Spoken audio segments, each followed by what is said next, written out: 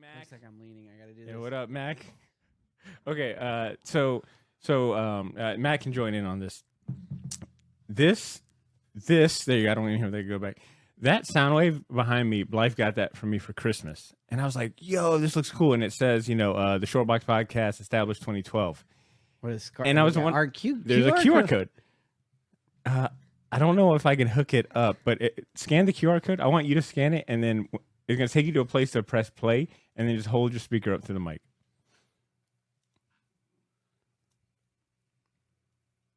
Why'd you do this to me? I was just about to say, QR codes are hard. Shortbox Nation. That is the sound wave. That is me saying, you, Shortbox Nation. Damn, that's Dude, fucking that's legit, dope. right? Oh, snap, that's cool. Yeah, that was legit. I thought that was like a whole hour's worth, but no, like, look how much you talking in 7 seconds. 7 seconds, you say a lot. She's like, this is how much you cost. Yeah, I think that, that's probably one of the that's most. pretty cool, though. So that's the Yeah. Shortbox Nation. Here's the thing, you would think as much as I edit episodes, I would have recognized that off the rip. Yeah. But I was just so like, oh, wow, this is really nice wood. Oh, What do wow. you think it was? You know what would have been funny is if she would have got me something that we fought over, and it was like me saying something wrong, and I could always remind.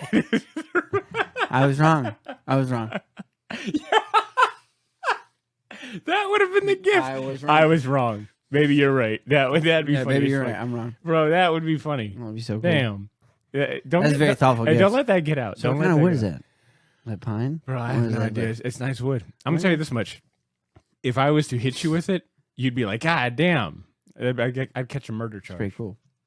Oh man, that's good. That's good. Okay. We're still warming up. We're letting people we're giving people some time to join us. We got our buddy Mac J, aka Firstly, in the chat hanging out. I think Blake should be joining us. He said he's getting off work. Maybe David Morales. We'll see. We'll see. All of the true Patreon Patreon folks will be here tonight in our little test drive of doing a live. This is kind of like a live show, right? We got a live studio. This is a live studio audience. Yes. Yeah, Very yeah. much so. I think I wasn't prepared for this. I'm so sorry. even though I told you. Like, I'm not even prepared for the coaster. Like, apparently. Yeah, exactly, Mac J. You true Shortbox warriors will be here tonight. But we're gonna have a good time regardless. Let's do a little warm up, Drew. I want to hear what's been the best comic book you've read all year. Okay, I haven't read 10 anything days. this year. Yeah, here's the thing. I haven't read any comic books this year. None. Wow. I've been reading. Bro, a what lot have of you? So what have you been doing with your time? drink menus? Just reading drink that's menus, right. learning ingredients. So I've been trying, and yeah, I haven't been able to play any. The only thing I've been able to do is play Smash Brothers. You know what? We have And read been previews. pretty heavy on the Smash I was Brothers. saying, yeah, you wake up, you send a text like, "Yo, you hopping on?" I'm like, maybe. Here's how I know we're old: is that games that are when did Smash Brothers Ultimate come out? I have no idea. Well, maybe 10. You know what? That's a good question. I want to know the answer to that. I know we're old because we get excited about 10-year-old games. Like, and we're we treat it like it's new, like Yeah. it just came out 2 Bro, weeks ago you know- all right, Super Smash Bros. Ultimate came out. when the Switch came out. So how long is this? How Oh, old is shit, the Switch? Old as fuck. The Switch is that old? 2018. That's old as fuck. That's not that old. No. I guess, it feels like it'd be much older, Okay. And I will admit, this is outside of the first Smash Brothers, which came out in 1999. This is the only Smash Brothers I've really played. Like, I was just too afraid to play Brawl and what was the other one? Ultimate. I was just too afraid, bro. My brothers were so good. That was a game that my brothers were so good. I couldn't give them the satisfaction of knowing I'm watched. yeah. You know. So Yeah. I just stayed the fuck away. Do from they it. like? Are they really good shit talkers, Bro. or are they just very much like humble winners? Dude?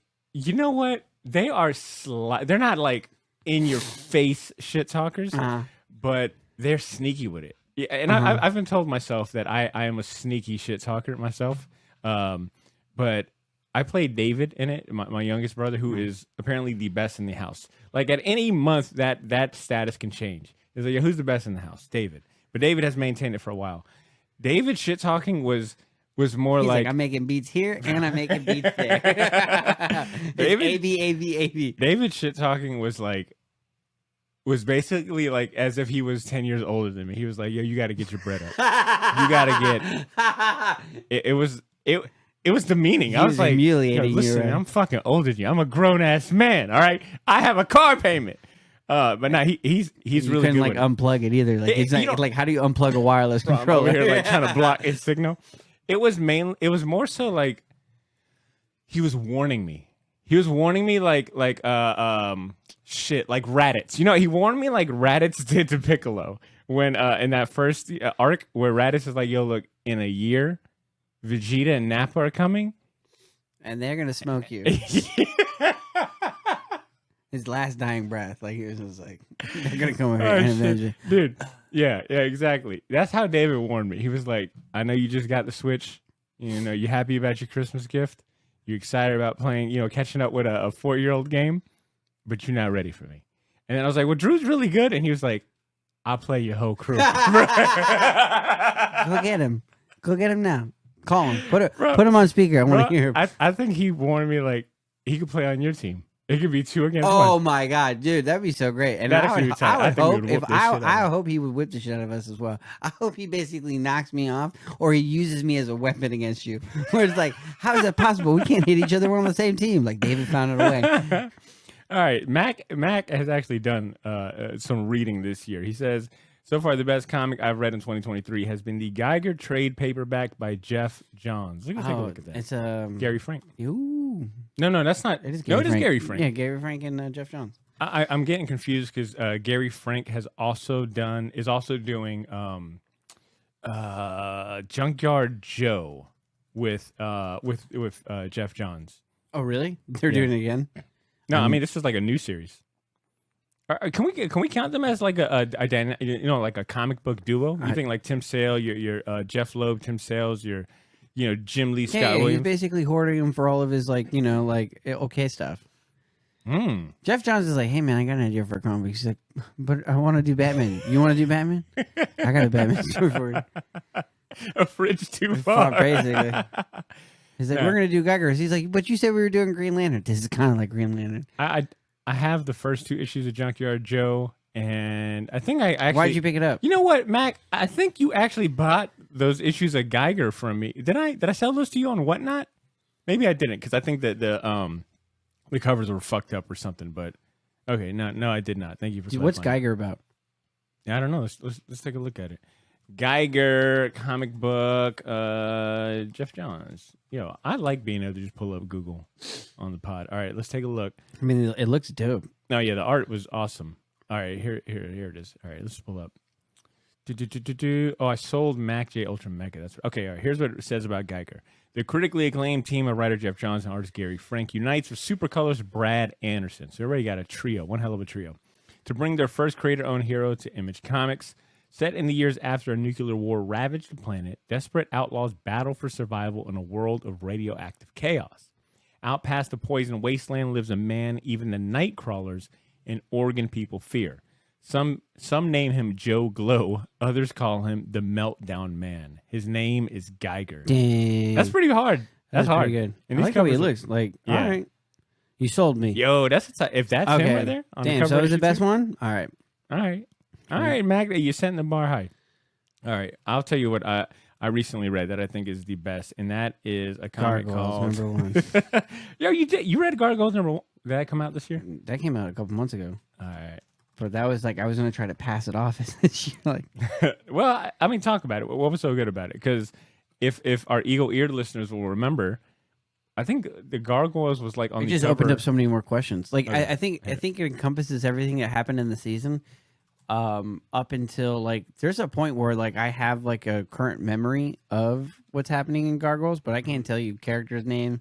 I can't give you like actual fact details. I can just give you like a very slimmed down, like very slimmed down version. So it sounds But like reading it was like reading that just led to me to go down a rabbit hole of YouTube to catch up on 3 seasons by like YouTubers. so this first issue, because I remember when we talked about the new Gargoyles series. Thanks to previews, we got a little.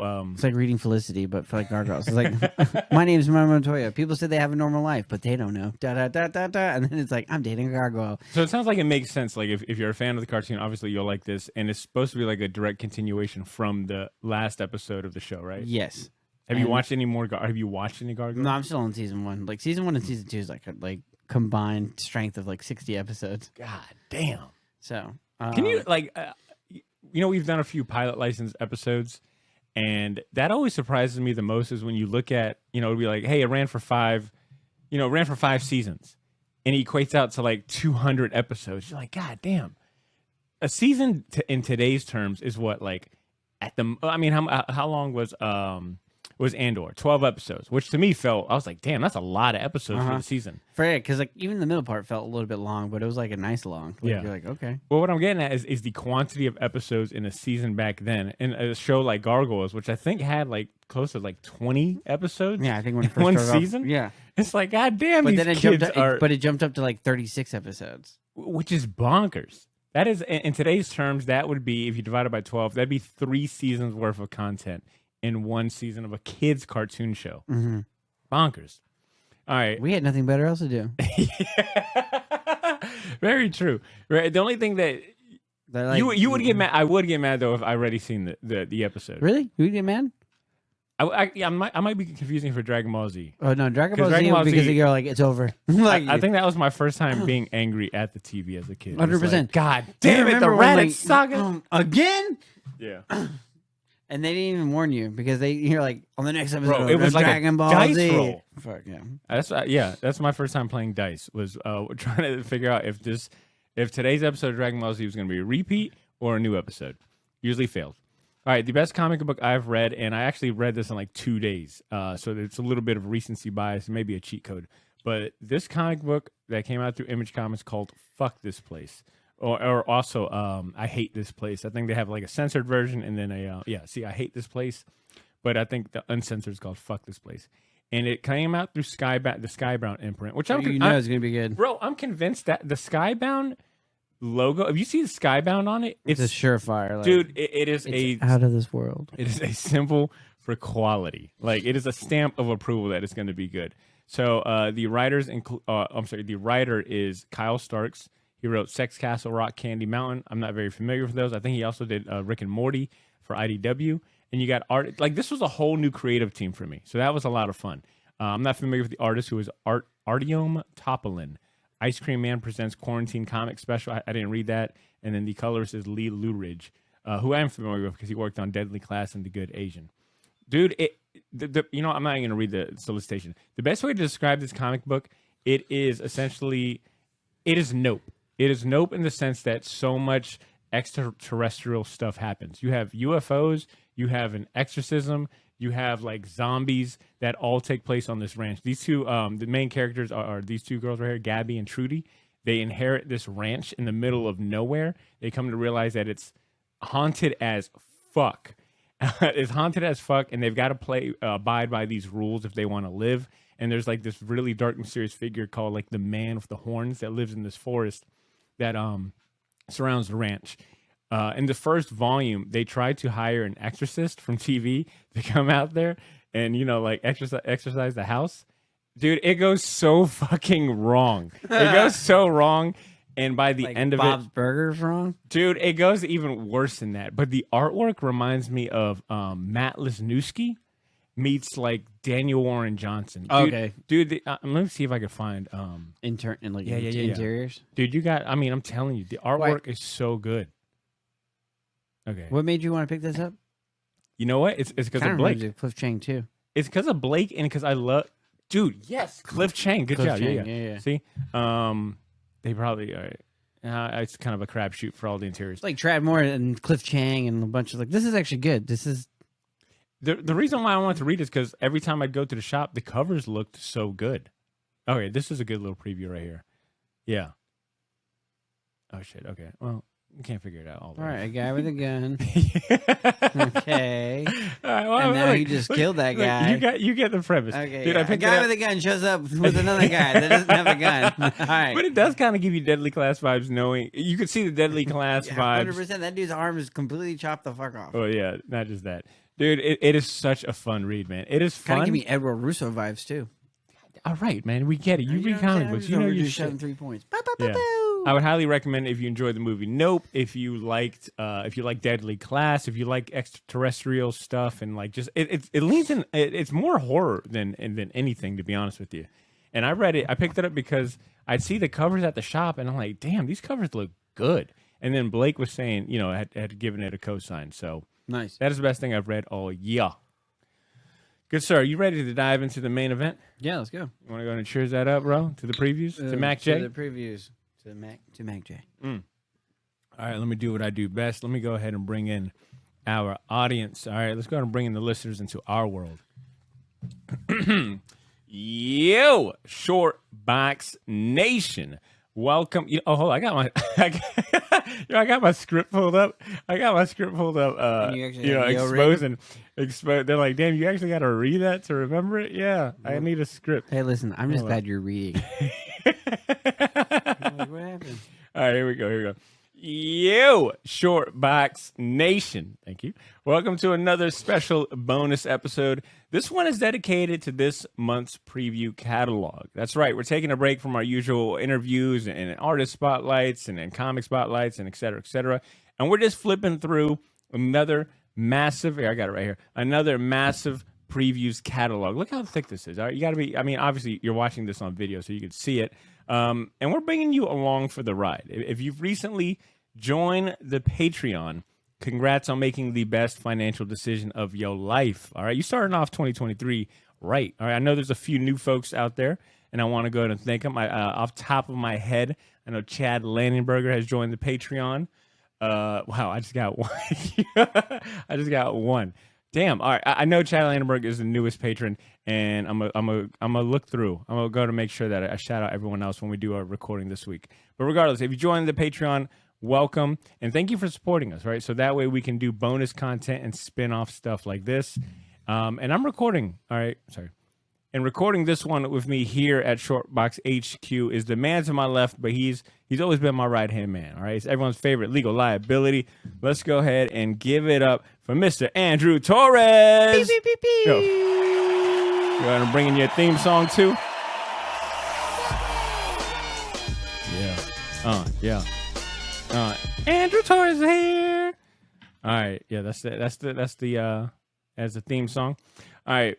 And most of you patrons know the deal by now. We flipped through all 600 plus pages of this month's preview catalog, scoping out the thousands of upcoming comics, manga, graphic novels, toys, apparel, statues, smut, heavy on the smut, and a whole bunch of merch to bring you a Short Box approved wish list of some really cool stuff that piqued our interest as fans.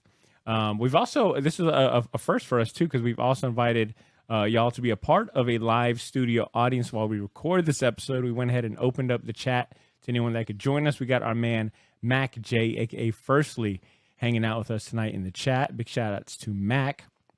And who knows if this goes well? This is our test run for today. If this goes well and we like this vibe, maybe we'll start having some of y'all join us on camera down the road. Yeah, maybe I'll talk a little bit more because I'm not a liability. Maybe he's like, don't say shit. Just keep your mouth shut. Yeah, you can do a meet and greet with Drew, right? Yeah. All right, now obviously, just a reminder: our Short Box approved wish list is just a fraction of the stuff scheduled to ship to comic shops and stores in the coming months. So if you want the full list of stuff coming out, go grab a previews from your local comic shop. Or you could download a digital version of the catalog from the Previews website, or say fuck it and just go to Patreon because I went ahead and posted a link to the same digital previews that we're going to be flipping through. So you got it for free on behalf of the Short Box, who said that your subscription doesn't pay off. All right. With that said, let's go and dive into the previews, man. Drew, I wish you had the Trey Songz basically snippet of him saying "dive in." You know what I'm talking about? Yeah. He's like, yeah. Very He's like, we're about to song. die. Yeah, very much so. Very But sexy yeah, who's song. to say comics aren't sexy? all right, You know what I'm Drew. saying? I promise Especially you. with this smut we're about to show. I didn't pick any smut. We'll see about you. You know who did pick some smut? Ooh. Ben? Ben. Yeah. It's not really smut. It's just cheeky. All right, Drew. I promised you last episode that we would actually talk about the Marvel and DC previews that comes with the regular previews, and I tasked you to take. I'm laughing because I said the word. I tasked you to take lead. I tasked you to take lead on both of these previews. That's a funny thought. And your responsibility. What a funny thought. I get it. I only said that because I knew that you joined in on that. All right, but I tasked you to take lead on these two previews. Where do you want to start? You want to start with the Marvel previews or Let's the go to the DC Marvel previews? previews. All right, Marvel previews. Because Viewers, there's not much to pick from there on my end. yeah. There's like one thing that I picked, and it's like the cutest goddamn thing in the world. Okay. What? How should I start with the Marvel previews? Not just start from the beginning. Okay. From the beginning of time. How do you like this Disney variant? By the way, I thought that was pretty witty. Dude, I do like it a lot, but then also at the same time, I'm like, I can't afford this. You can afford this variant? It's probably $5. Probably. But I don't know. Patrons, this is why we need you guys to up your patronage to the highest level, all right? We're trying to get my man like these. I'm not buying these with the money. Like, I'm not buying this. Well, all your money goes into the beer fund for Very true, episodes yeah. like Listen, that. start out rosa. All right. What did you think about the Marvel previews in general? Did anything really stick out? Here's the thing. I really wish I would have started with the Marvel and DC previews. The only reason why I started with these previews, like the main one, because it's a lot. So I was like, all right, I'll get through those and some of them. Yeah, The you wanna Marvel, knock out the Marvel 600 previews pages. just reminded me of like how far removed I am from from the whole Marvel universe. Bro, you're speaking my language. But then at the same time, there's a lot of exciting thing that's happening, especially on the X-Men end. To the point where I'm like, oh shit, Hickman stuff is coming into fruition. Yeah, and I mean, you got your boy C. Spurrier doing some more stuff. Yeah. I thought this Nightcrawler's image looked interesting as hell. Hell yeah, it looked like something off of like an alternate universe, but at the same time, because we read Hickman, we know at some point these things exist. Like they were created by, because right now they're basically Mr. Sinister is now portraying the X-Men. So this is definitely one of those, Surprise! 10 years in the making. You're like, damn, it was Yeah. 10 years in the making. I feel like it's 10 years in the making for the most obvious thing, right? It's like, okay, Sinister. But here's the thing, you forgot about it. Like you were so concerned about them doing all this other stuff that when they're like, oh yeah, Sinister's at some point Sinister is going to be like, all right, now, no. Now, no. How about now? Yes. I look at the X-Men like I'm looking at an ex-girlfriend that's doing good in life. You're like, I'm good for you. It's been a long time since we chat, but I'm happy for you. Mhm. I have no idea what's going on in your life. But But you it look looks like you look good. You look good. Is that a new shirt? You got a new Yeah, shirt? that's how awesome. I feel like with X-Men. That's cool. Is that You got new friends? I hopped off the train right after that. I think the last thing I read of this new era X-Men was X of Swords. Okay. And then I hopped off the train. And I feel like ever since then, it's just gone into new cities, new territories. Yeah, I just won't. You know What's what? it going to take for you to come back? A fresh start. Because you know it's a good. fresh start. Why is it a fresh start? Right now it's currently good. Like right now they're at their peak and they're doing actually good work. So what's stopping you from coming in and going, yo, what up, guys? Can I throw that question back at you and ask, what are you currently reading X-Men? Oh man, you really want to go? Let's go. No, I read the last thing I Time to take the texted gloves you off. about was the X-Men Inferno. Mm-hmm. So after reading X-Men Inferno, I'm waiting for that next thing to come out. I'm currently reading Wolverine. Like Wolverine's doing really okay. good. They're doing a bunch of stuff with like people are hating it. Like people are hating on this in Reddit. But I'm like, man, I don't see a problem with it. It's Benjamin Percy, Okay. and he's doing a lot between. Currently, the run that I read is between Batman and not Batman, Wolverine and Maverick.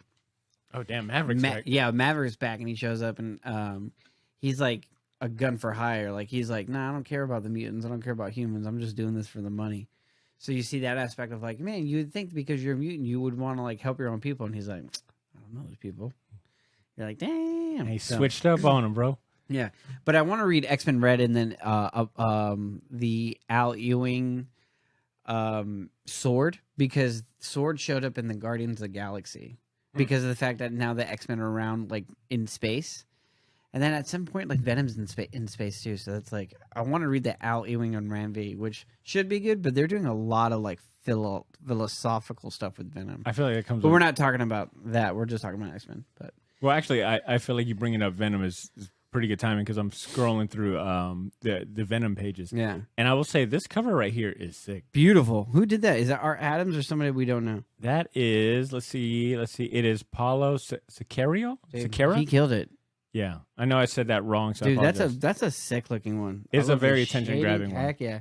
Look at them traps. And I mean, it's called Lethal Protector 2, and they actually brought back David Michelini, I Yeah. believe. Have you gone back and read his entire run in Spider-Man? I feel like his is very adult oriented. That has been on my like revisit list for a minute because Mhm. I would like to read from the Eric Larson stuff all the way into the bag league. That, Like, here's I the want thing, to a lot revisit. of cool stuff happened probably in that Dude, era. that was the shit I grew up on, man. Like Right. I mean, all of those binded books I have over there, the Spider-Man ones, those are all the David. So you you know, that's have that them, whole you're just run. choosing not to read them. Okay, cool. No, those are all from my old I'm just personal messing with you. collection. But we have that Marvel Unlimited app, True. which I brought my iPad for you to help me put it on there. That's the only reason why I brought it. I was like, ooh, Marvel Unlimited app.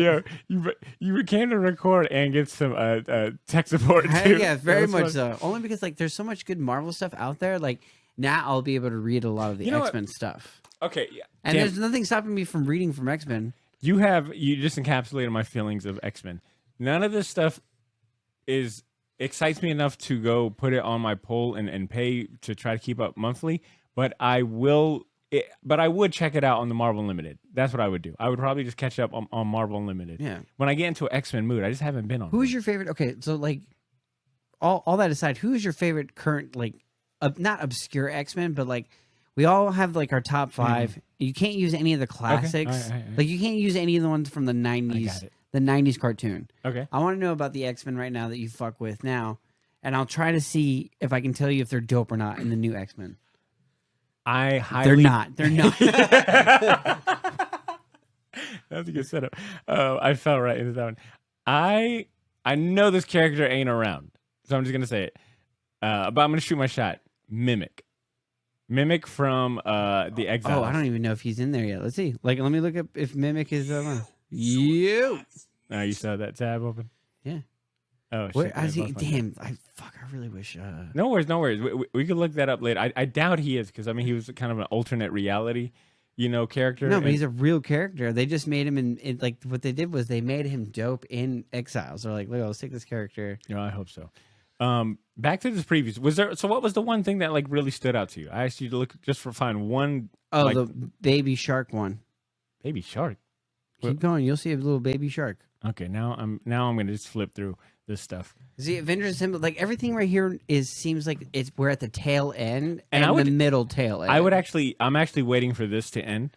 Jason Aaron's Avengers Assemble run. You mean his Avengers Forever? Well, it's Avengers Assemble. Assemble is the- Forever. Okay, but that's the sequel to the Avengers Assemble, the one that you always talk about. The yes, yeah. And that's what I'm. Corpusec, That is what I'm Carlos looking for. I want this to end so I could just read it in trade, or collected edition. 100%. Because it's Aaron Cooter actually doing the interior.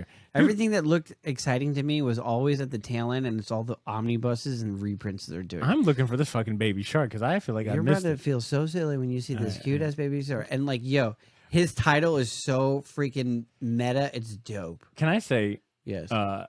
what Marvel is killing it with is the covers. And anytime Kyle Holtz is on a cover, Mm-hmm. I always have I just had to stop for the Spider-Man Unforgiven that's in the back of the previews. Mm-hmm. Is he doing any interiors? I have no Yo, idea. I like- mean, he does interiors. He's probably like doing Even- one issues or something. Even this X-Men for Unforgiven, whatever this Unforgiven thing is, his covers are so good. Like Mm-hmm. if he was doing interiors, I might give that a shot. I wouldn't Okay, be surprised if he's like, is he European? nah, Probably like one of I these don't know. like, if Blake was here, he'd be like, yeah, he was in 2000 AD. This, Baby that, and the Shark, third. where the fuck is? Still scrolling. I will Are say you doubting that the baby shark exists? I feel I don't know. Can I say that I know you noticed all of these Alex Ross villain covers? Mm-hmm. Beautiful as ever. They're though. here's the thing. They're Stupid very, very beautiful. gorgeous, but that is such a good series right now. I actually have to get number 2 and 3 when they come out. The Miles Morales. Miles figure? Morales, because I'm very impressed. Like the issue number 1 floored me, and I'm excited what they're doing with him. Wait, finish your thoughts on the Alex Ross. What were you gonna say? You said they're very beautiful covers. They're very but beautiful, but like here's the thing: he has shown up everywhere now. Like he has done all the Marvel. Him and Pinch Mononoke. Oh, Peach Momoko. Yeah, there you go. Peach. Peach Mononoke. Oh shit! This is the baby shark. yeah, his Jeff. It's Jeff. It's Jeff, bro. It's Jeff.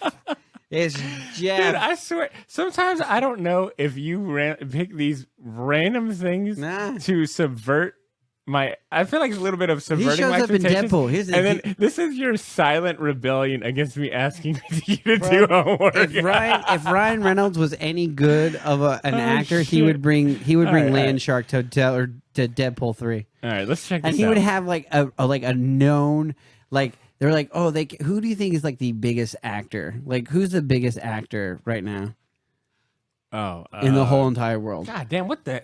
What the hell kind of question is that? I'm gonna say the Rock, maybe. The Rock. The Rock, maybe. They would cast Jeff as The Rock.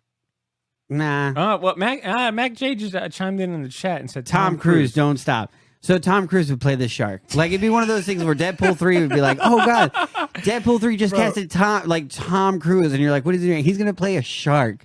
And you're like, what the fuck? It's like, and then the big thing is like Tom Cruise is doing he's like, do I get to swim with sharks? No, you're just playing a shark. He's like, no. Do I get to swim with sharks? They're like Tom. This is all CGI. All the time, and then he's gonna be like fucking his like huge stunt's gonna be one of those like big ass like underwater bro. He's gonna go swim with sharks just to get in their mind. He's gonna go live with sharks just to live in their mind. He's like, well, you know what? When I was gonna play a shark, I thought myself I had to immerse myself in this role. And then they cut to the director talking.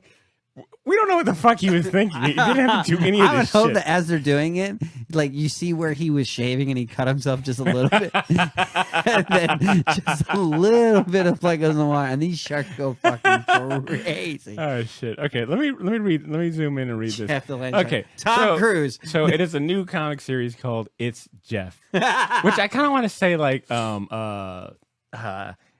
it's Jess. It's Jeff from New Girl. New Girl. Okay, it is Or written like by, my name Jeff from Superbad, not Superbad, 21 Jump Street. all right. It is written by Kelly Thompson. Art by I'm gonna slaughter this Guri Hiru.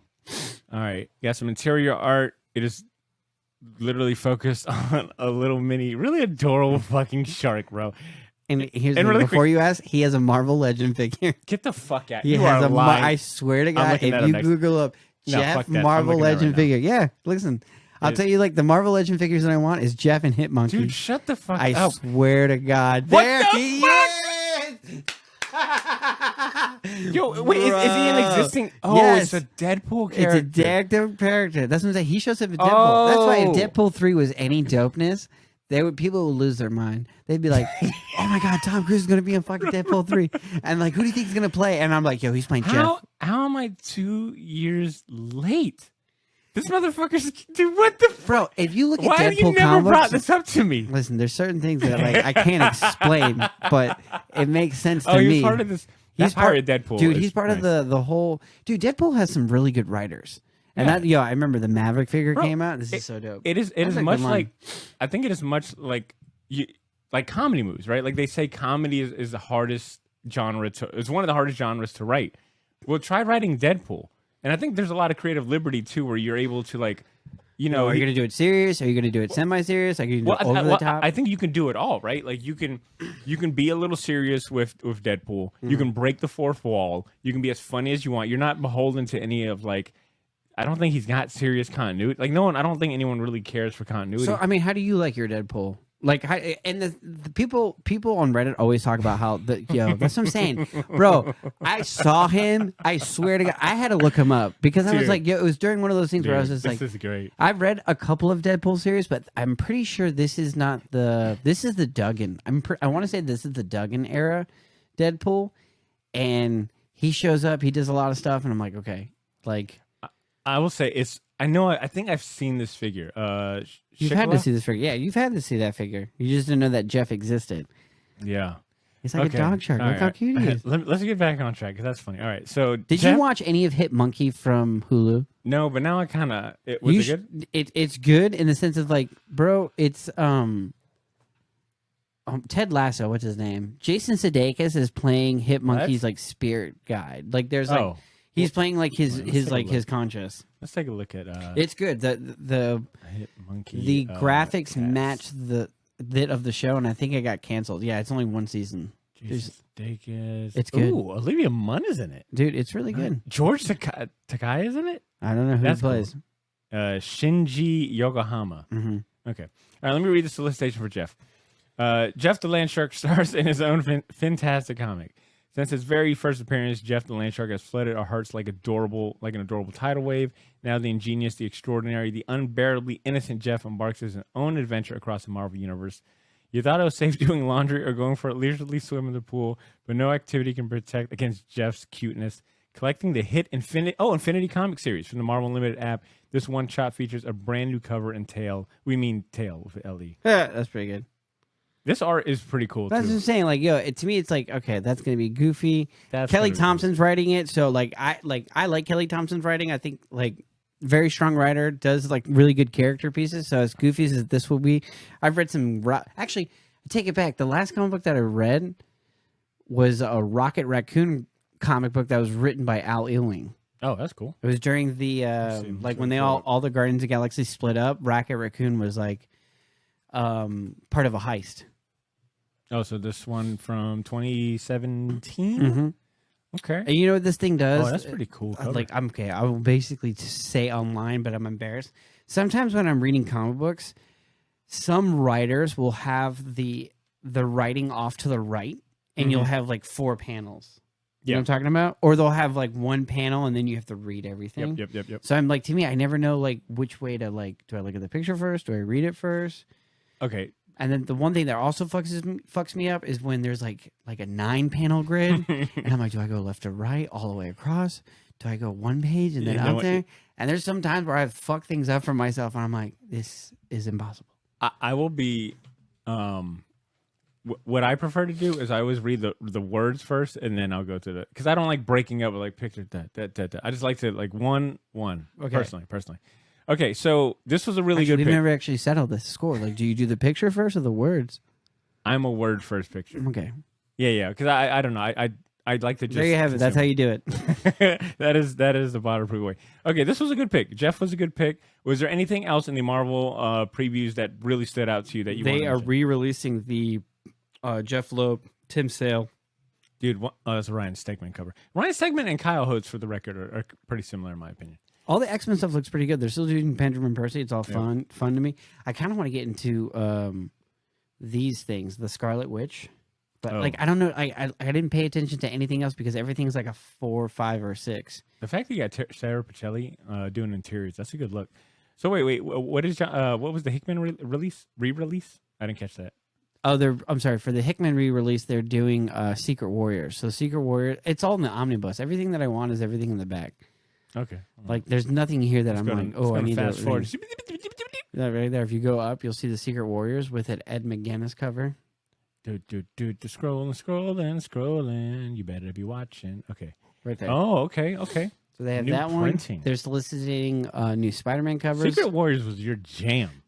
I remember you were so hype on this book. Yeah. And I think this is the only John Hickman Marvel stuff I haven't read. You'll read this and you'll be like, oh man, this guy has such a respect for like the spy stuff. And he took care, like that was the first instance of like, I'm gonna take some of the most obscure characters, and by the end of this run, I'm gonna kill one of them. I'm gonna kill one of them. I'm not gonna tell you who it is, but you're gonna fucking cry. Please don't do it. And he's like, yeah, you gave me enough choice.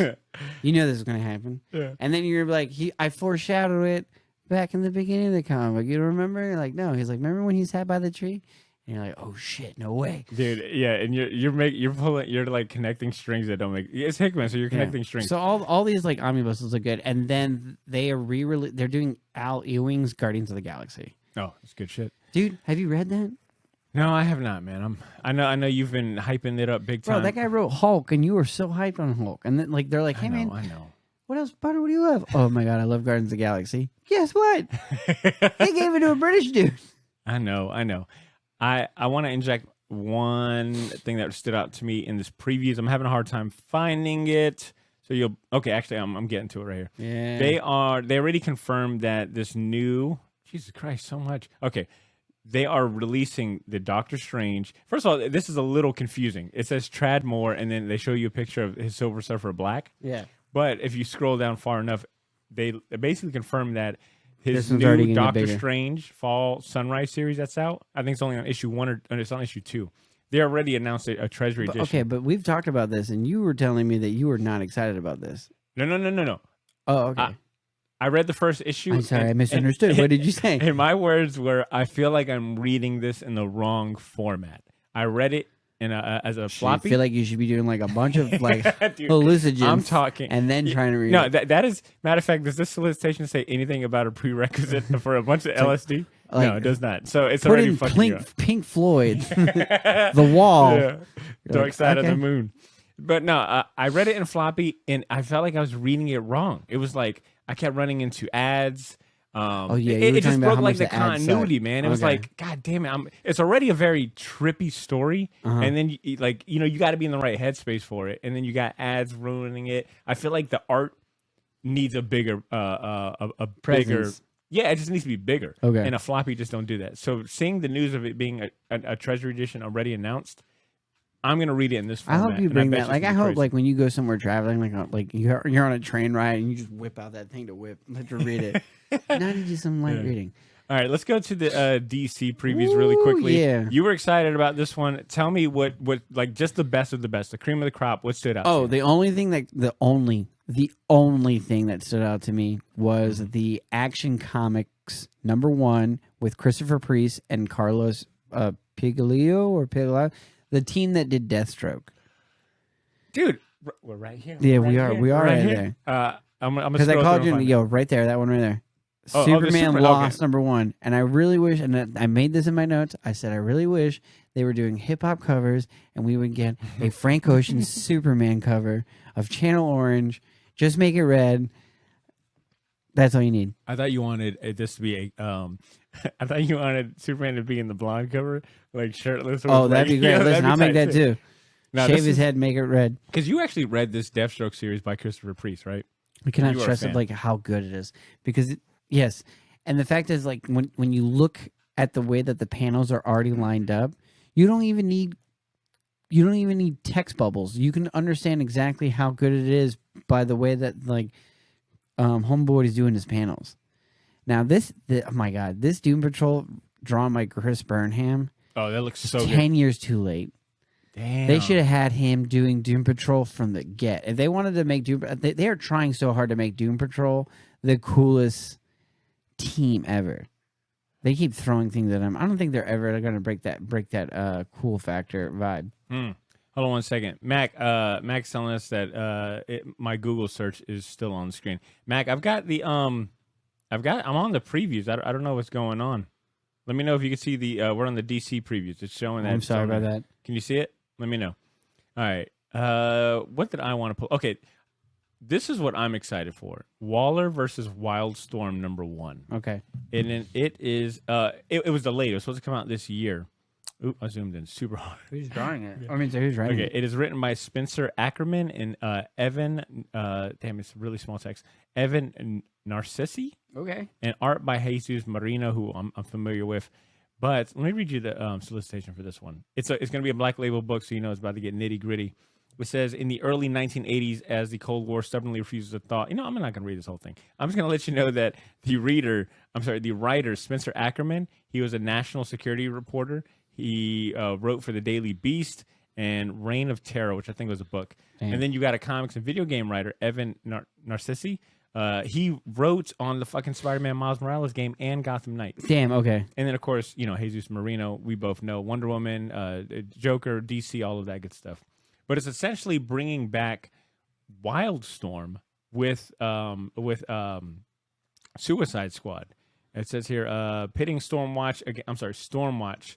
I guess Stormwatch is. I didn't I think read it's Stormwatch. Stormwatch is Midnighter. Wildstorm. Yeah. Oh, Wildstorm. So they're celebrating Wildstorm by incorporating Stormwatch and bringing them into the DC universe with Deathstroke and Okay. this whole Suicide Squad. So it just seems like, dude, and it's like a perfect Black Label book because the premise, right? I feel like this is about to be spy espionage. Somebody's head's getting blown off, Oh, big whether time. they like it or not. And it's, Someone's gonna die. It's like Amanda Waller. I feel like to your point, how you were saying the Doom Patrol and Burnham was a little late. She's not as scary anymore. You don't think so? No, Why? I don't think so. They keep because they just keep flooding her with like just stories. It's like, okay, either she's gonna be the villain or the good guy. Like, how do you see her? Do you see her as a villain or as trying to do like her best, getting the job done? Oh, you're saying like, huh? Nah, she's a villain, bro. That's what I'm saying. She's an overdone Because villain. she doesn't have any lines. I'm It's just kinda saying, like, bro. She loves America more than me. I thought I represented USA. She's like, oh, you love USA? I'm like, yeah. I'm like, listen, I've said killed she people. loves- Have you ever killed people in the name of freedom? I'm Bro, like, no, nah, I can't say Waller, I have. Amanda Waller loves the USA more than both of us combined. That is a one patriotic evil motherfucker right there. Dude, if they were to basically say, like, if they were like, let's just say James Gunn's like, all right, I'm recasting Amanda Waller, and then she's like, who's going to be Amanda Waller? You're like, Denzel Washington. He's like, what? He's like, yeah, we're making Amanda Waller actually Andrew Walker, and we're going to make him a dude, and it's played by Denzel Washington. And you're like, oh, all right, bet. I think what makes me excited about this is that it is two new writers that I'm not familiar with. And then it paired with like an artist that I am familiar with characters that I don't have the biggest, I guess like stakes. Like I'm not very familiar with Stormwatch. I like Deathstroke, but I mean, he's not like my go-to. Which is weird. So He has all the cool things. dude, Deathstroke, right? Like Deathstroke, you look at him, you're like, I should like you. I should like you more. Dude, than he's well written. He's very good because he's honestly in that gray. He's definitely in that gray area where you're like, my boy's just getting a check. Look, you've sold me a few times on reading the Deathstroke series by Christopher Priest. So You read the first 5 issues, and I'm telling you right now, you'll just be like, wow. Wow. all right. Do we have anything? What did you pick? else Did you to pick say? anything? From the DC? Just this one. Just that one? Okay. Like the Batman stuff looks really cool. All the Superman stuff is getting a #1, so that looks really, really dope. But like right now, it's like they have like the Lazarus. Oh yeah, that stuff that's Lazarus going on. Lazarus Rise of the Planet. Lazarus Planet by Mark Waid. So I actually I think I'm gonna I think I might pull that. So it's like there's a lot of things that look very interesting, but like all the reprints that they got. Dude, this absolute Superman looks Superman crazy. for all seasons, the Jeff Loeb Tim Sale classics. I'm here for this, man. This is like to me this is one that That's people a timeless classic. to me it's kind Is of it timeless or a sleeper. classic? I think it's a classic, and I want to say it's kind of a sleeper in my opinion. Because when you think like Jeff Loeb himself, I think you think Dark Victory. I think you think the Batman ones, and then Spider-Man Blues, your whole like the Marvel colors.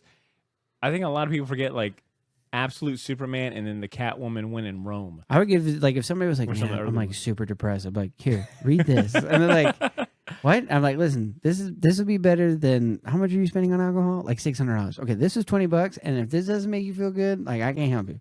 Yo, real quick, we got our guy Blake in the chat. Oh shit! Fuck yeah, Blake. Welcome. All right, Mac. Hopefully you're able to resolve that. But Are you able to we see got us, Blake. or like, can you still see us, or is Bro, Mac was saying I can't even see myself?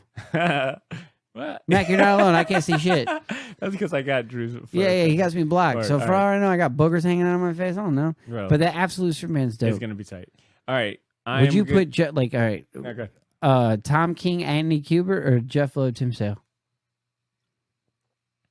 Tom King and Andy Kubert don't have enough. I don't think they got enough books together. They did a Superman series. I'm just trying to what do you think is more of a better to you? Dude, fucking Jeff Loeb himself. That's not even a question. Oh, okay. They don't got the history. Like, granted, that Superman, you're talking about Superman up and away. Yeah. That was really good. Where he's But basically just like, oh, I'm gonna rescue this little girl. And you're like, damn, okay, Sue, go. hey, Blake, real quick, just our viewers got to just bear with us because this is a test run. Blake, can you see our screen with the previews book? What's Monkey Cast? No, he's saying Mac is saying that his screen is still stuck on when I pulled up Hit Monkey, which is weird because I closed that tab. Blake, let me know if you can see the preview screen. Well, hit refresh real quick. Okay. Maybe they can see it. Oh, there we go. I see I was gonna Absolute Superman. Okay, Blake. All right, so Mac, it might just be an issue on your part. You might have to refresh or try it from a different browser. But I want to move on to the actual previews. The Damn. Marvel DCs was just a warm up. I said I was going to take lead on this. I know that you flipped through this one too, and you've got some picks too. Yeah. So I'm gonna let you have that one here soon. But let me start off by saying, all right, starting with the first thing. I got a long list of things that caught my eye from this preview series. All right, here we go. So Night Fever was on the cover. It's by Ed Brubaker, Sean Phillips. It's like a new dude. I feel like Ed Brubaker and Sean Phillips is kind of like, that's a new Tarantino joint right there. Oh yeah, 100. You know what? Yes, agree. That's actually the best one. The Yeah. Tarantino. You're like, yeah, I gotta go check out that Tarantino joint, right? People gonna die. I like what this says here. The little help box they got here that summarizes it. Night Fever is the surreal thrills of Fight Club meets the suspense of the talented Mr. Ripley in this twisty, character-driven story. It looks like they're sticking to the whole like trade offering, because this is solicited as a 120-page hardcover comic book. Yeah, I'm glad they're able to give us complete ideas. Dude, and the fact that it's not a month, it's like once a quarter we're gonna drop like a solid, complete body of work. Mm-hmm. Yeah, this is From cover to cover, heavy. and there's no solicitations or anything. You're just getting straight. Like they're not going to put any. no ads, nothing. All that extra stuff. Straight killer. And I mean, if they're no filler. If the help me out. What is the name of the series from last year that I'm drawing a huge blank on? Reckless. Right, Reckless.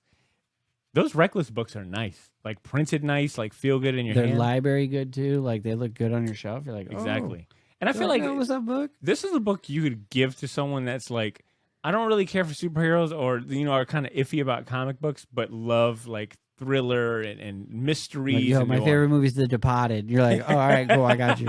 Like, you love The Departed? I got you. Yeah.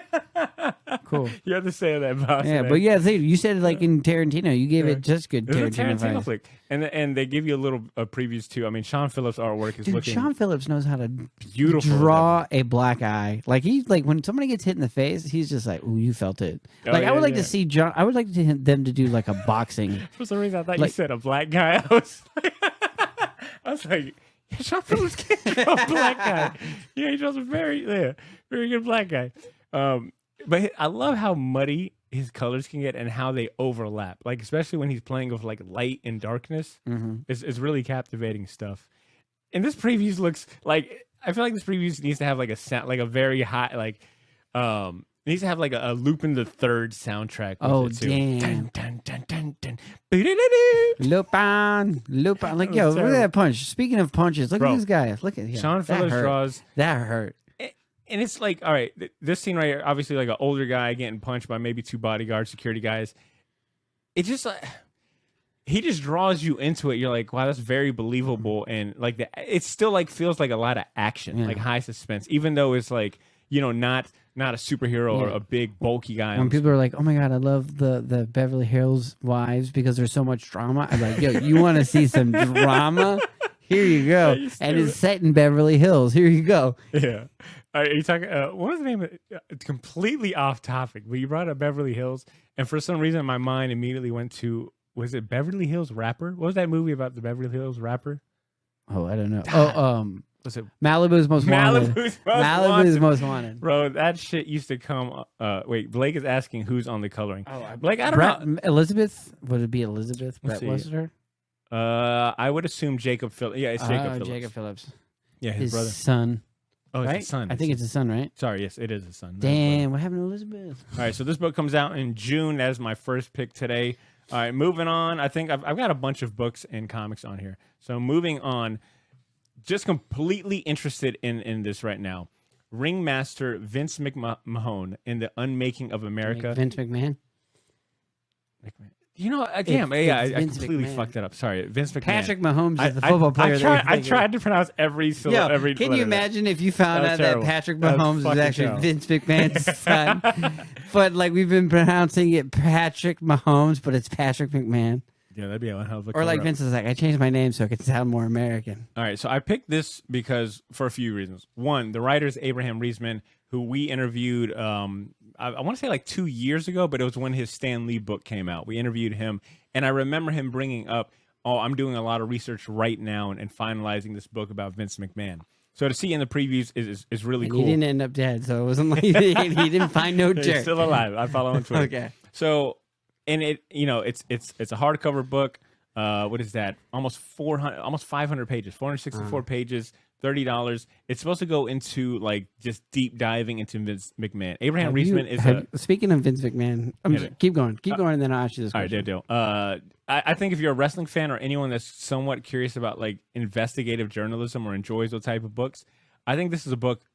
I don't even have to probably mention to Walt. He probably is going to buy this without me mentioning it, but I will bring it up and see if he's going to get it. I have been on this wrestling kick because of TikTok. All right.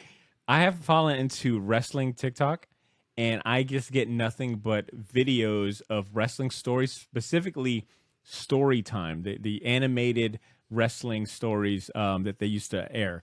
I love those fucking little videos. I love them so much, and I've learned so much about wrestling. So that is my long-winded way of saying this Vince McMahon book kind of comes at Came an at interesting a time. very much good time. What were you going to say about Vince McMahon? However, because of my job, we've made a new wrestling cocktail, so everything is named after cocktails. Which is so badass. The Heartbreak Kid. What are some other drinks? There's the Heartbreak Kid, the Fatal 4-Way, Yep. Pedigree. We have the People's Elbow. I love that one. Steamboat Ricky. Oh my god. What has been the reaction to like do people are people genuinely Two surprised that things. they get it? They do get it. It's Okay. awesome. People are like, "Oh my god, these are wrestlings. This is dope." And then I always now, because of the bar, if football's not on, I put on YouTube and I just put on old wrestling videos. That's cool. And they're just wrestling. And it's so funny that people that are just going there, sitting at the bar by themselves to order a cocktail, and they're just enamored. Because lately, all I've been doing is playing the Royal Rumbles. I've just been playing nothing but Royal Rumbles since I get there. So I go from like 1 till whenever I close. So I usually get to like maybe like 21. No, not 21. I usually get to like 16 or 15. Depending on like what Royal Rumble they're showing. Yeah. But what was funny was if these are things that you can Google that won't like bring up like such like things that could be confused for porn. So safer word. Yeah, safer word. Not, Yeah. It's safer. There's like there's words out there that if you're like SFW, yeah. you're like, oh, these are safe words. Have you ever heard of the Canadian screw job? Let's go ahead and go down this rabbit hole. Come Okay, on. type in WWE Canadian screw job. That's it's like but is it called the screwdriver? No, it's called the skin. I think it's called the Canadian screw job. Screw job WWE. You sounded very important that I need to put that part in. The Montreal screw job. I'm sorry, not the Canadian. The Montreal screw job, which sounds real sexual. All right, give me the gist of it. I'm not gonna read all of it. So this is one of those things where, like, say you're working for a company. Bret Hart's working for the WWE. Okay. And WCW is like coming up, and they're like grabbing all the wrestlers. Bret Hart is the biggest wrestler. He is the face of WWE. He was a clean cut. He had like a really clean record. He was very like electrifying. He was like the golden boy. He helped usher in this whole wave of WWE wrestlers as well as fans. And he had asked Vince, he's like, "Hey man, listen, my contract's coming up. Can we negotiate? Can we add some stuff?" Vince's like, "Oh man, my hands are all tied. I can't do anything." Huh. So, and then you'll find out. I mean, you like watching all those videos. Vince McMahon is like super petty, like very, very petty. So he kept going to me. He's like, "Hey man, listen, are we going to talk about this?" And Vince McMahon's like, "Hey man, I told you, like I did everything I can. If you need to leave, go ahead and leave." So then Bret's like, "Okay, well, I guess all right, we'll just talk about how I'm going to relinquish this belt." So at the time, he was like the WWF like champion, and they like his storyline was going for a little bit, but he was about to like leave. Yeah. So his rivalry was Shawn Michaels. So like, and he didn't like Shawn Michaels like in the beginning, like as a real person. He didn't like him because Shawn Michaels was very much like a show boy, humping the floor, doing all this like crazy, just like disrespectful stuff. And Bret's like Bret Hartman. He's like a purist. He's like, no, that's not wrestling. That's just like being an asshole. So that it was during this pay-per-view, it's the Survivor Series, that they're playing for the belt, and they had planned on doing this thing where like somebody cheats. So then I forget what they call it, but in the podcast, Screw job? The screw job? not the screw job. They call it a particular thing where all the wrestlers come into the ring. Do you remember like when you would see a match and it'd be a championship match, but neither wrestler won because like there would be a person hiding underneath the ring and hitting a person with a chair, and then it'd be like, "Oh my god, Hulk Hogan's coming!" Oh my god, like Macho Man Randy Savage is coming! Like everybody's coming in, and they ding the bell for like ding ding ding ding ding ding ding ding, and like there's disqualification. Stop it! He's dead already. So like Bret Hart's like, "Oh yeah, like let's do that," and Vince's like, "All right, whatever, we can."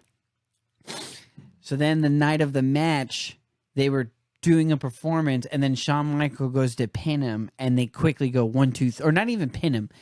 Shawn Michaels puts Bret Hart in his own screw job. His own. It's called the sharpshooter. Okay, got it. Sorry. It's called the sharpshooter. He put him in his own move, and then the referee called the bell saying that Bret Hart Oh damn! gave up. So Got when it, you got it. watch it, Bret Hart's like, what just happened? Because it was one of those like Vince McMahon had either told the referee or told Shawn Michaels, and I really don't know because they've done interviews, and Zachary knows about this. Zachary was telling me about this. The podcast does such a beautiful job of presenting the information and giving to you. Like they're reading it like it's a Shakespearean drama. It's so crazy. And it's one of those things where like after this happened, Bret Hart like destroyed everything. Like this is a real thing. Like he was he was taken aback. He's like, yo, what happened? Like, and even everybody was like, yo, what the fuck just happened?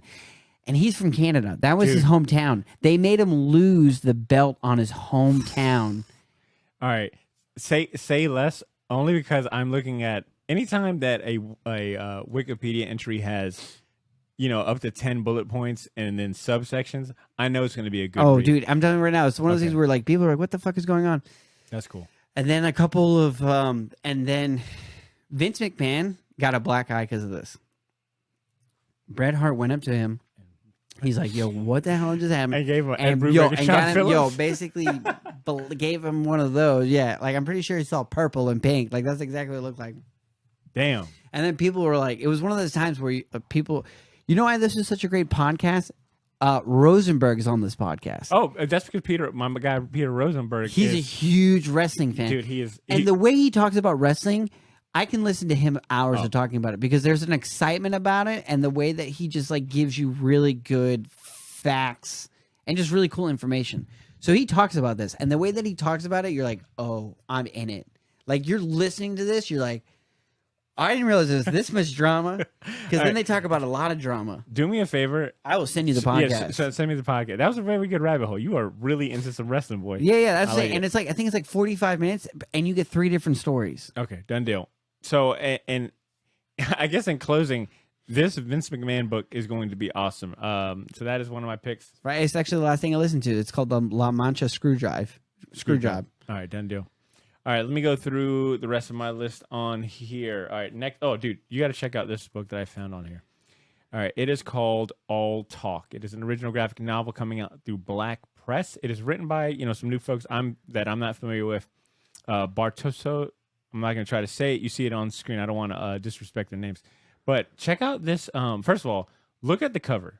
That cover to me just screams like, Bauder, this is a book for you. That's Atlanta. But then check out, dude. Yes. And then check out the solicitation. Raheem is a suburban kid like any other, a good kid, chilling with his boys, hearing the legends of Immortal Al, the greatest gangster who ever lived. It's hard not to get stars in his eyes. Raheem starts dreaming of becoming a kingpin, idolizing his local gangsters in the hopes of climbing their ranks.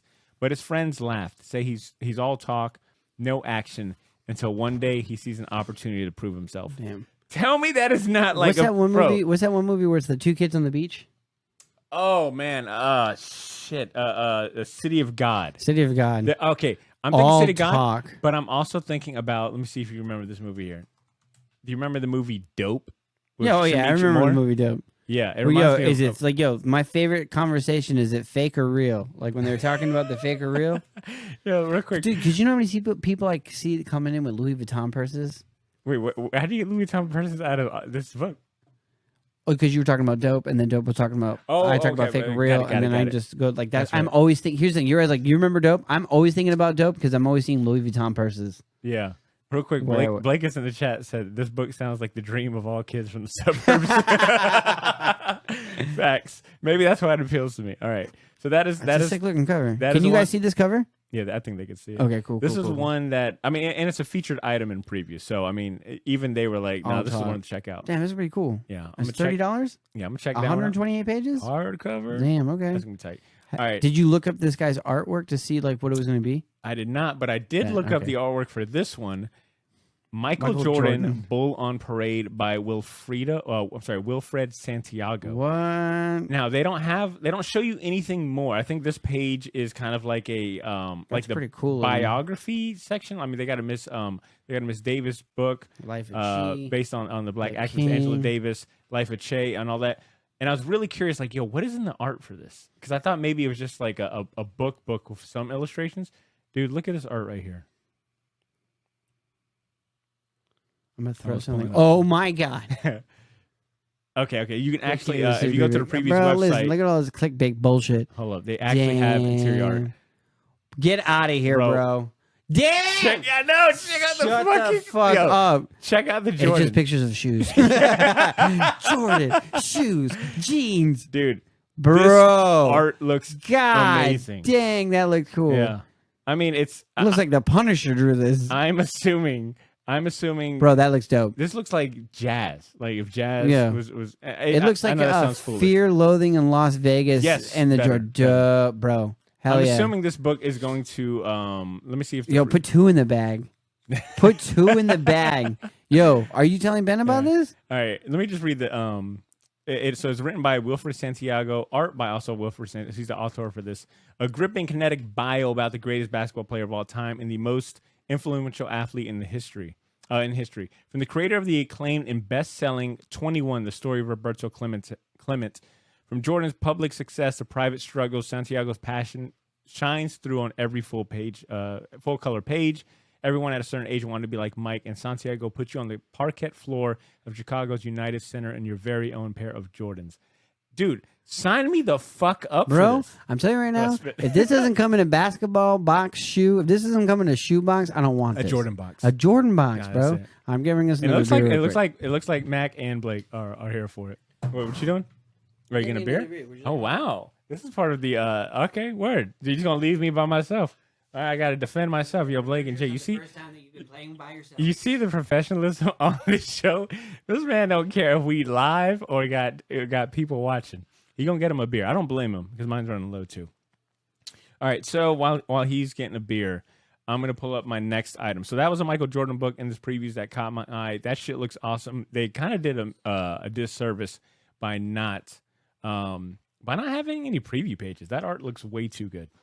All right, so next up, what else I got on my list? Okay, on page 372 of this digital edition, check out this book coming out through Mad Cave Publishing. I'm not familiar with Mad Cave. I don't know if they're brand new or whatnot, but this book called Don't Spit in the Wind really caught my eye. I think most of the art is done, it's just like this right here. It's done by, let me see if I can find.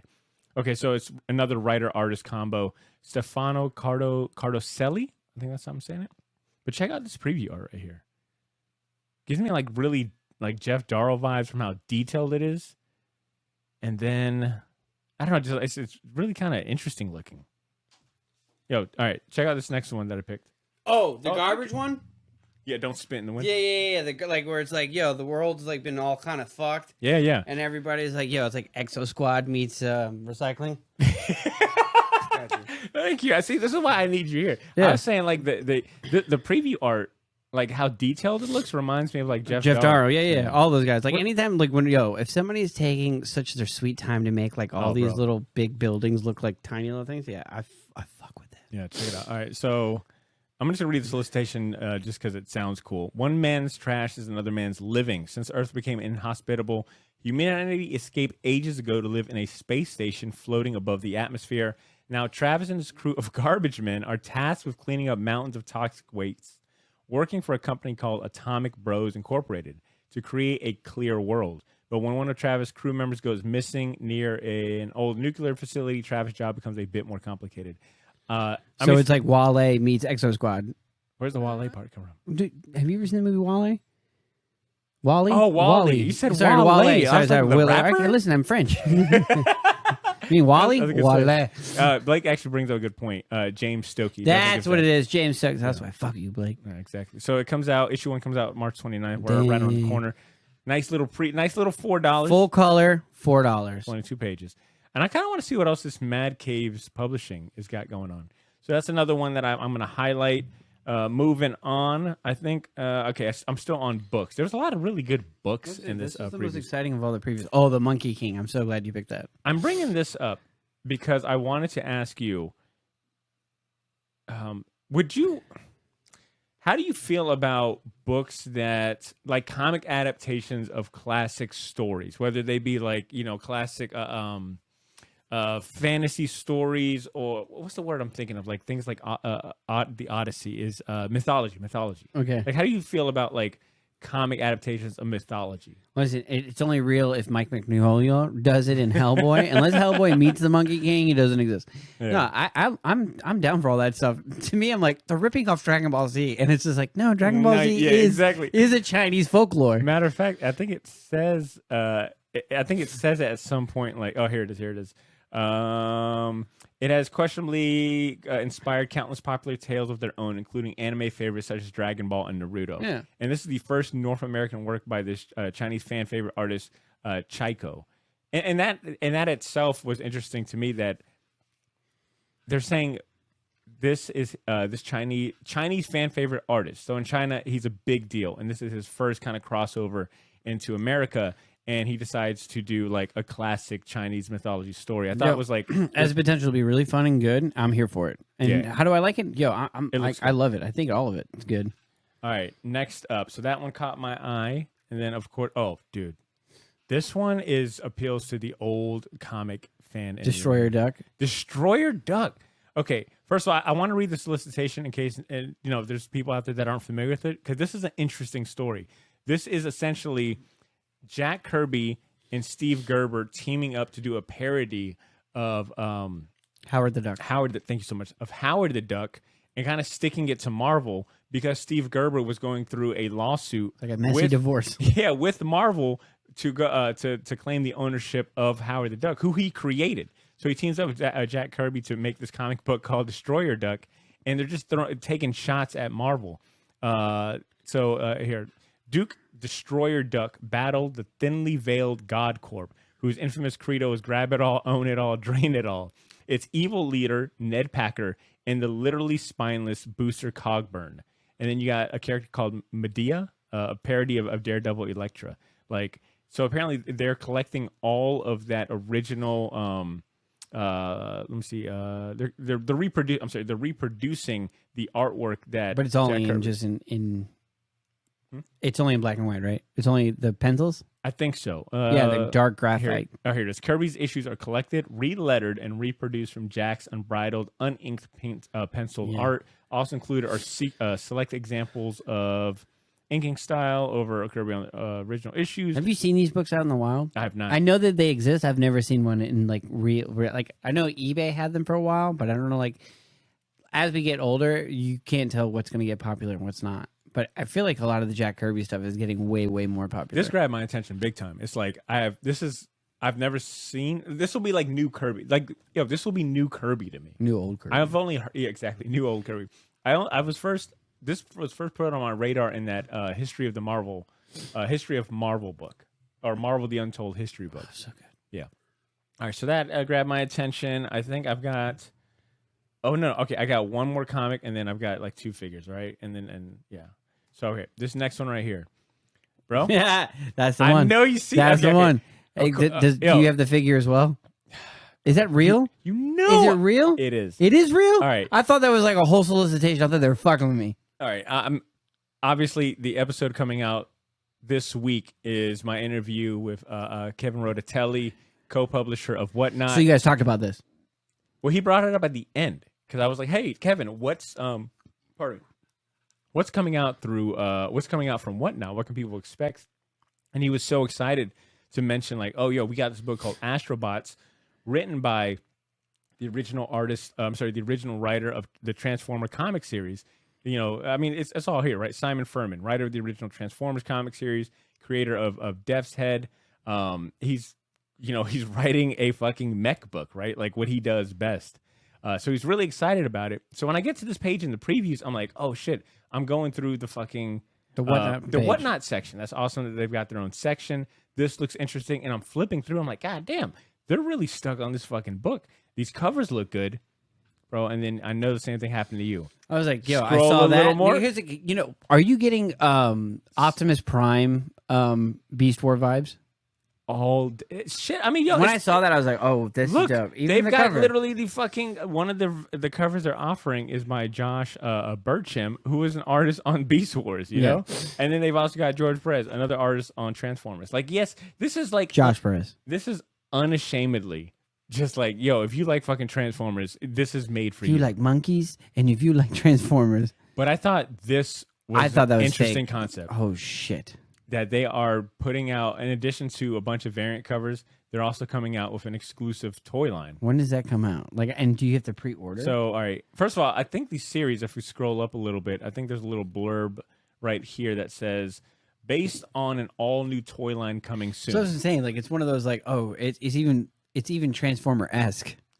Yes. Okay. It's Yeah. it's meta Transformers. So you got toy designer and comic series co-creator Aaron Thomas presents Apollo, the hero of Astrobots, and the first robot figure in his toy line. Dude, this is a legit toy that's coming out, and I'm gonna tell Ben I need this. That is a sweet fucking design. Oh yeah, 100%. And I don't know if it's just because they have him like the robot. but you suckered my ass. You got this 33-year-old man's attention. I'm like, you have my money. Now can you deliver? Yeah, you know? yeah. Yeah, I'm There looking better for. not be delays I on think this this is fucking really thing. cool thinking outside the box. You know, like yes, It's actually coming in a box. We've seen this. You know, look, every fucking cartoon in the '80s, as we've learned, was tied to a toy line to boost toy sales. I still think this is a cool like the fact that Whatnot is like, yo, let's go ahead and incorporate that. You know, if we're gonna do a comic series about mechs and robots, you know, and have like the most famous writer of Transformer comics doing it, let's fucking do our own toy line. And it looks good. It looks good. I know what the covers look like, but I don't know what it's about. I didn't even read it. I was just looking at it like, oh fuck, this looks dope. I think Like, just take my money. yeah, I'm not gonna read the whole thing. I think in retrospect, When does it come out? It comes out. Let's see. I know it'll come out this year. You know what? But look at Even the art, preview bro. looks good. Yeah, I'm saying the That preview art looks good. looks Looks sharp, like bro. a real clean Kenneth Rockerford. Ooh, bro, you were on a kick today. Thanks, bro. All right, I don't know where. I don't know when it's supposed to come out. All right, well, listen. That's not for us to know. It's for Ben to know. I'm sorry. Oh, March sorry, it's right there. 22nd. March 22nd. Yeah, I'm definitely getting that. I bet you that fucking figure is going to be pricey. Okay, so that actually kind of leads me into the rest of... Now, I'm going to move on from my list from books to actual figures. First and foremost, these fucking retro DC figures through a company called Mego look Mego! awesome. Yeah, Mego! They look like it's a perfect blend of retro, but also like you've got fucking Flashpoint Batman. You've got Red Sun Superman. That's thinking outside the box. And I love the That's card in a stuff. box. That's so crazy. Well, blister pack. I think the branding, I think the packaging looks great. That's what drew me to this one. So these look awesome. All right. What do you think? They get the Drew stamp of approval? They're good to look at. How big are they? Are they the big ones or the small ones? Like the 1 in 12s? You're not a fucking fan. You're not a fan. You don't gotta hide Sorry, the only one I like is the Gentle Giant one that the Mandalorian exists. it. You got the page number for that? No, that was from like previews ago. If you go to Ben's Previews shop, ago. Penn has it at the shop. Okay, we'll see that tomorrow. All right. Next up, Star Wars Rogue One, Darth Vader, 1/10 scale statue. Yo, where's my money, Dude. bitch? That's the where's my money? Like, yo, that's when he was like, yo, where are the plans? Like, yo, I remember that scene. Damn. Bro, I picked this only because We've all wanted to do that. What? Man, Especially in the military. Like, I was like, man, I swear to God, if they ever if I could- volunteer me for fucking telekinesis. I think force choking is just such a badass power. And you know the statue guy, or what do you call it? The guy that molded come on, help me out here. Who's the guy that actually molds the statue? The molder. I'm just gonna call him the molder. Molder. The molder that had to make the statue had a good time. Oh, 100%. He's like, oh, honey, act like I'm choking you. She's like, I wish you'd choke me. Play, you'll choke your toys, but you won't choke me. Thank you, Blake. Sculptor. Very obvious word that I brain farted. Sculptor. Blake, for the way. That's A why he was fucking like, sculptor. thank you so much. Yeah, this is why we needed a chat. All right. Now, once again, you know, sometimes you got to go look for these things online to see more pictures. And I want you to see the face on this dude right there. Dude. Yo, where are you hitting? You have this in your house? Where are you putting this? Where are you putting this? I'm putting it right at the front door to let people know. Don't fuck with me. Don't fuck my shit. I would hope that I'm going, like, I hope I ever go to a doctor's office. Bro. You know how the doctor's office, like, I want to be that person who's like, what is your job? I go to a doctor's office and I decorate them. I do all the interiors. Interior designer. Yeah. And it's just Dude. like, oh, okay, cool. First of all, it looks really cool because it looks like it literally is floating. Like, there's nothing, like, there's not a stand or anything. And Darth Vader's like, get the fuck out the way you. There man. has to be like I would like. That has to be the cover art. I'm sorry. Like I want that cover We're art. laughing at pain. Like, this What is he like, grabbing at? Bro, like yo, he yeah, can't but here's the breathe. thing. You also say, but that's what I'm saying. Like yo, it's like how bad did that has to suck that you're being choked out and you're like you can't like alleviate it. Like I would like he's like Drew, to answer your question, he is grasping for air. You hear that, Fred? Grasping for air. That's it. Yeah, but here's the thing. Oh, You're man. grasping like this. He's going like this. Oh man. Ah man, sorry, that was He good. does not look like That he's is- like- yeah. Here's the thing. If I were like, if you buy this, I'm gonna try to find me a tiny sub, like a tiny sub sandwich, and I would put it between his fingers. That way, when like people come over and be like, "Oh, Darth Vader looks like he wants a sandwich," and he's trying to eat it before Darth Vader Dude. takes it from. Oh man, I'm fucking tearing up. I'm crying. That is, I'm sorry. That Or I a gotta go back. burger. That is an expensive statue, but might be worth it just to laugh at every time I see it. All right, so once again, all right, yeah, that statue's great. That caught my eye. I can't afford it, but it caught my eye. Okay, what else? I got one more, and that's it. Right? It's gonna be a funny transition because I'm going for something like very fucking expensive and epic to this very small thing right here, bro. Look at these right here. They made some Final Fantasy VII. A ruler set. busters. Yeah. God, dude, you would be the fucking coolest kid. Yo, if I went to art school, that's oh Dude. my god. Someone pulls this out, you're like, you are ballsy, you're a nerd, and I respect your taste. 100%. Now, $38 for a fucking ruler I'd set buy it. is a tough pill I to paid swallow. I paid $50 for a hamburger, Yeah, you did. I mean, we've told that story a lot of times. or maybe $25 for a hamburger. I don't But think- yeah, yeah, here's the thing. 50 I'll is buy low. that for a ruler. I think it's a. Is it plastic it's- or metal? Oh, it is. Oh, it's metal. It's a metal So ruler it's set. sturdy. So you can fuck somebody with that. Yeah. Is it 12 inches? I wish that every time you drew a line, the music would play. Oh, Yeah. Yeah. Looks good. It's Looks not good. a need. It's not a want. It's a need. I need that. Yeah, you kind of need it. Yeah, whether I can open up letters with that. Like, yo, it's not just a ruler. You can do some stuff with that. Like, hey, listen, I need to open up this wine bottle. Snap. You're like, you know how like when you have to like clean chicken, so you're like poking the hole in the thing. Bro. Oh, I got my buster, so papa. you were naming every use for it that you shouldn't use it for. Yeah. Be the one time that I would forget it in my bag and then go to the airport and security would flag me down. They're like, you can't take this on there. Like, yo, dude. you can't bring this weapon. I'm like, it's a ruler. It's like, don't look like a ruler. TSA stops you. They're like, sir, you can't bring this ruler. It's a weapon for whatever reason. They're just fucking giving you a hard time. And they're like, sir, either you're going to have to throw this away or miss your flight. What do you do, Drew? I'm like, motherfucker, I paid $38 for this. I paid $38 for this. And I'm not taking, no. Like, yo, B, I'll meet you there. You're like, yo, but like, we're going to South Carolina. I'm like, nah, man. It's Oh, your wedding day. I'm not going. Yeah, I'm not giving up my Buster Sword metal ruler set. Here's the thing. Oh, The that's first funny. thing they ask you is you're going to take them for sickness and in health. For richer or poor. Oh, For that's better good. or worse. It's worse right now. All right, that is my wish list. Right, that is everything. Can't afford the $50 bag after buying them. True, very true. All right, that is my wish list of stuff. Right, that's everything I that didn't even peaked. pay attention. Oh, look, yeah, but the Chocobo plush. There's the two of them. There's the pillow and then these guys. Okay, all right. Well, okay. Grown what ass else? man with that on my bed. Yeah, that was a very interesting pick. That is my pick. That is everything that piqued my interest in the main previews. Before I toss it over to our guest of honor, Ben Kingsbury, did you have anything that you wanted me to pull up? Was there anything in the previews that like piqued your interest? That you have the page numbers. I know there was shit that you saw, but do you have the page numbers? If you want to go to page 188, So that would be one, because it's different. All right, 188.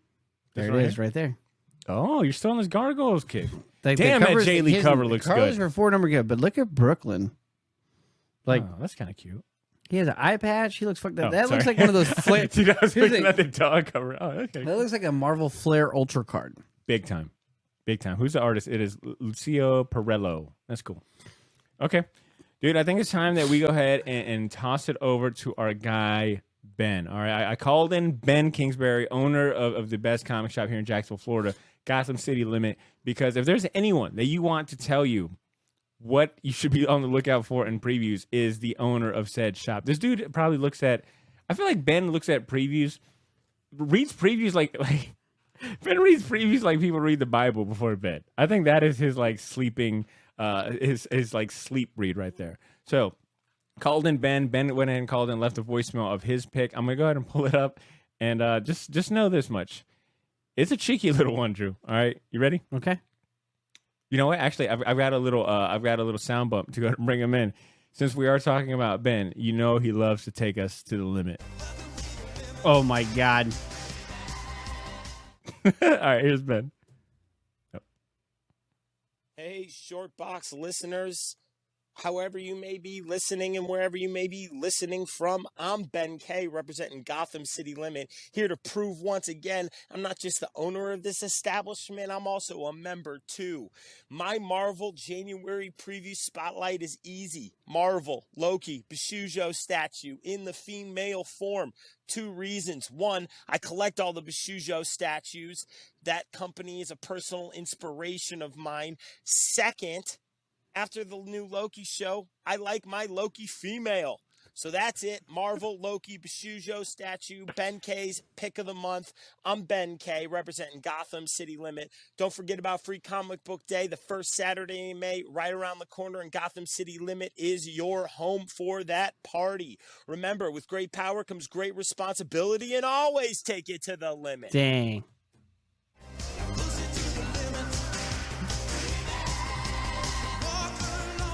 Dude, I have been singing this song all fucking day. Oh no, yeah. And when I walked in, that's when you're like, "Hey, man, that's how you push them to the limit." Remind me real quick, didn't Cartman have a montage of this song? Oh, I have no idea. I think he did. I think it was a South Park episode. All right, first of all, Ben's email. How many times can he say Ben K? I think we got to start taking a shot every time we hear him say Ben K. Secondly, my man, I think this is his second pick in a row where it's been cheeky, bro. Look at this statue. This was his pick. This Lady Loki statue right here. The funny thing is, it's like I was discussing with people that like I want to get a dog, or what I want to start doing or is a like statue. not a statue. Like I want to start either not adopting, but like fostering dogs. Like over the weekend, that like you can go to the Humane Society and they have like if they're overpopulated, you can take a dog for a couple of days and like hang out with them. But I told myself if I find the perfect dog, I will name him or her just Loki. And I would just hope, yeah. That's a good dog name. All right. That way, if he gets in, like, if he does a bunch of troublesome shit, I can't be mad at him. Like, So you're like, I named him. All right. What do you think about this actual Loki statue, though? It's good. I would have to, I mean, it would come in an explanation of why a 36-year-old man has this. Why do you like this? It's like, why not? Nah. What's there not to like about it? I was like, yo, when I'm 80 years old, I'm going to open up my own museum, and this is going to be the star. I mean, I like it. It's dope. It's very good. I've always liked when they changed Loki. When they were doing it, when they made Loki a woman, like I was here all for it. Like, oh, dude, reincarnated. I was like, oh, this is really, really dope. And it was it was Stewart or Mon, right? that was the. I'm trying to figure out who was writing it. It was Stravinsky. Yeah, it was Stravinsky and Stewart Amon. Yeah. So when that came, and I remember that panel when you realized, like, oh, Loki's reincarnated, but they made him. No, I thought it was Olivia Coipel. Maybe Coipel. Oliver Coipel. It's we learned that it's I believe he's a French artist. So it's Okay. Coipel. I love y'all. Coipel. What I will say, first of all, Mac had a really good a comment in the chat. He said, "It's a good statue. I'm just not trying to make my pad look like the Virgin's Lair, man. Yeah. 100%. But what I will say, Yeah, about these that statues, picture is always next to a girl bending down, yeah, or like a Deadpool statue. What I will say about these this line of statues is that I do find the manga take, the anime take, however you want to say it, like the Japanese take on Marvel characters, very interesting. You know, and like let's be real. This is a character that's perfect for like this format, like this, you know, the statue format and an anime / manga appeal. Like to it. look how ridiculous the horns are. It's like almost like a Scarlet Witch. I know this is like super fucking minor in OCD, but the cape looks really fucking detailed. It definitely that shit does. looks like very fine. Here's the wool. thing, you know, the sculptor. yak. Who do you think had a better time? The sculptor sculpting this and like, ooh, I'm gonna make a cape, or Darth Vader choke him up. Bro, all day. Darth. I would have. Yo, That should be a screensaver, and I would hope people would be like, "Why is that your screensaver?" you know that the sculptor for this statue was like, nah, he's not enough fan. He's not enough fan. I got to take it to the limit. Dude, imagine a montage of the sculptor fucking. Oh shit! I was gonna play the whole thing. Oh fuck it! Damn, I pressed the wrong button. Oh man. Well, you know what, folks? That actually brings us to the end of our. That's the end of our wish list. Okay. God damn, this is a long ass song. Why did I love this? Okay. Folks, as you can tell, this trial run of having a chat, it had a little roadblocks, but this shit was a lot of fun. Yeah, sorry I was late. I was getting beer. I was getting Peronis. No, he didn't get from. We got Stella's, which is it's still a good choice. He told me 6 o'clock, and I was like, "B, what kind of a responsible person shows up to recording at 6?" Foolish. That's what I was. This is 6:30. But I wanna so let I'm so sorry for you guys waiting on us. No, dude, I think we delivered. I think we delivered a good show. Looked like Mac and Blake had a good time. We appreciate you guys hanging out with us. To the rest of the viewers, hopefully you guys enjoyed the products and the merch that we showed. Hopefully you guys had a good time as well. I hope the laughs were real. I want to say a big shout out to our guy Ben Kingsbury for chiming in, for hanging out. I love the fact that we've got this thing with him, right? Ben never disappoints with his messages. Never. And not at all. Now that we'll figure out the music and sound bump for him. But I have been enjoying flipping through the previews. And Drew, honestly, I mean, I wouldn't have found that Adam book without the previews. You wouldn't have read the Gargoyles book. So I think it's having a positive effect on us as far as Negative effect on my wallet, but a positive effect on my mental health, if you know what I'm saying. yes. Like, I'm still waiting for them to put something in there that I'm like, oh, I fucking need this. I feel like I have come across a couple things Because I would buy hoodies and sweaters if I can see them more. I want more varietal Spider-Man hoodies. That's fair. Yeah, I was looking at because I know you like looking for apparel. Perical. I'm on a long sleeve T-shirt kick. Everything I want is long sleeve. There was not a lot of options in this one, and I feel like they should maybe dedicate a little more to apparel, but maybe I got my ruler set. I got my waffle maker. You got your ruler set. You got your sexy Loki statue, and you got your Darth Vader. And you got your Darth Vader statue. Yeah, my Kiki Darth Vader. Yeah. All right. Well, there you have it, Shortbox Nation. That is our bonus episode for today. You guys are getting this one exclusive. The normies ain't gonna, they're not gonna hear this. Well, they're not gonna hear this, but they're not gonna watch. People think that I'm not on the show. They're like, "Oh man, you're not on the show anymore." I was like, "I'm on the show." I was like, "I've been trying to listen to your episodes." I was like, "All right, we gonna have to pay." But you come with a fee, all right? A $5. I think you can. I think I put this up for the $2 fees, but I'm your mom. I'm like, I don't. Yeah, exactly what Mac J said. You got to pay up, bitch. Yeah. So I would say that to my mom too. Maybe I wouldn't be. I'm not going to. I'm not going to. You can think of that. But here's the thing. Because if we should ever, I feel like you got to even be careful with any words that start with the letter B, like a hard B.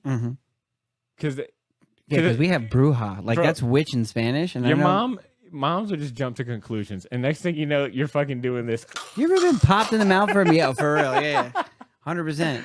Yeah. You ever been popped in the mouth for like a misunderstanding, bro? What? And never gotten the apology afterwards. God, no. We could talk about my trauma. I remember like when they're like push it to the limit. I remember my limit was sucking teeth.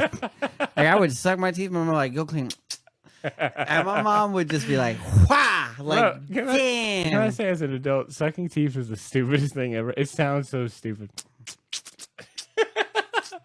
All right. Anyways, me and Drew are gonna go talk about our childhood drama over beers. Yo, Mac J said, my mom has heard so many things I have said to her. It's hilarious. She's like, "What did you hear? Like, what'd you say? What'd you hear?" That's how it should have been. Like, "Yo, what did you say? What did you hear?" Tell me. All right, but we're going to go talk about our childhood drama over beers. But thank you guys so much for tuning in and hanging out with us, man. I genuinely look forward to when the previews come out and hopping on the mics in front of the camera and checking out all the cool stuff. And thank you guys so much for your support. Like I said, if you're watching this, it's because you're a Patreon subscriber, and that means the world to us. Like I said, we're going to try to do more of this, inviting you guys to hang out in the chat. And, I might just end up just sharing all the previews that I get. I mean, why not? So look forward to that. Besides that, look forward to more of that. And besides that, you guys have a great rest of your day. Thank you for kicking it with us. We appreciate you. Continue to make mine and yours short box. Have a good night. Peace.